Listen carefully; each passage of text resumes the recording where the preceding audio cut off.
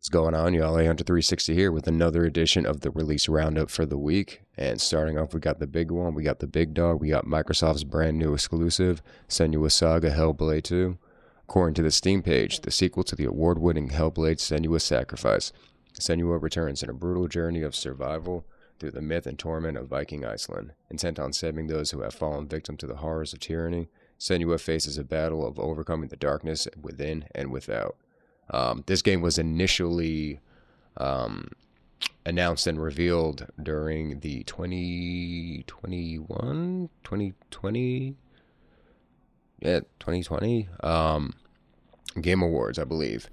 And that game looked absolutely incredible from when they showed it off, and with the little marketing and the little tidbits that we've gotten so far, I'm absolutely stoked. And this game is looking like it's going to be pushing graphical boundaries. It's going to be pushing the consoles to their absolute limits, and probably most PCs. I'm very curious how the 4090 is going to handle this beast of a game.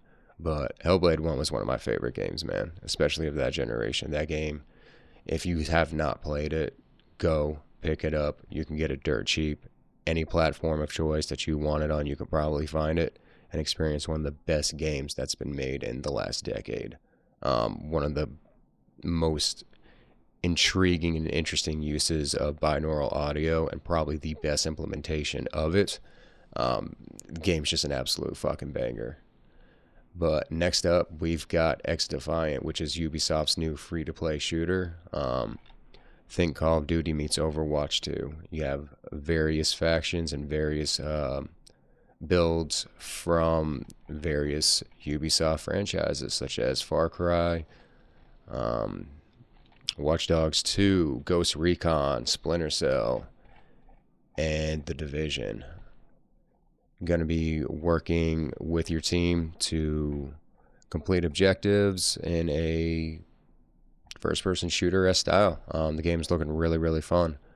I've been looking forward to something that is not Overwatch, but still has that somewhat Overwatch feel, and this game looks like it might be able to scratch that itch, so I'm looking forward to that. And by the way, Hellblade 2 and XDefiant will both be releasing tomorrow on the 21st for Xbox, PC, and Defiant is going to be on PlayStation as well. Next up, we've got Tennis Manager 2024, and for all you sports simulation fanatics out there who also may like tennis, so like all three of y'all, this is the game for you. Per Steam's page, the courts have missed you. It's time to sign your comeback and prove yourself as the greatest tennis manager.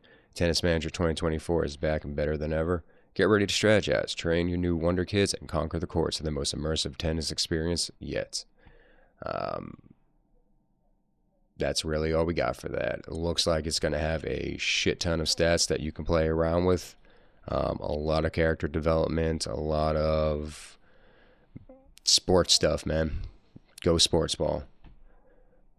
But next, we've got Crown Wars: The Black Prince, which seems to be a strategy sim tactics kind of game set in 14th century France during the 100 Years' War, during which you'll interact with iconic characters like Nicholas Flamel and Edward of Woodstock.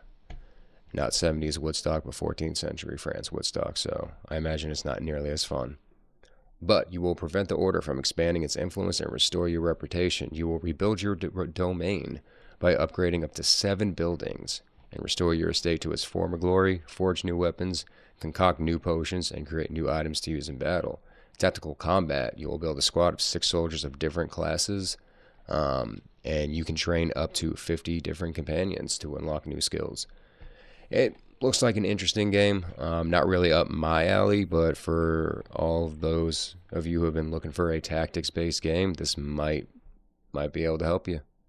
And then finally, we've got Paper Mario: The Thousand Year Door re-release, which I'm super fucking stoked. There were rumors about this, God, I feel like dating back for like the last 2 years, but if you have not played Paper Mario: The Thousand Year Door, it is in fact the best Paper Mario game. Absolutely mastered the RPG mechanics of the franchise, brought it into basically took the N64 game, polished it up to a pristine, fine, just chef's kiss of a game. You really can't go wrong. If you want an RPG, it's there. If you want a Mario game, it's there. If you want a fun game to play with the kids, it's there. If you want a fun game to play with yourself, it's there. And it's there. But that's all I got for this week. That was the release roundup. Thank you guys for joining me, and I'll see y'all next week. Deuces.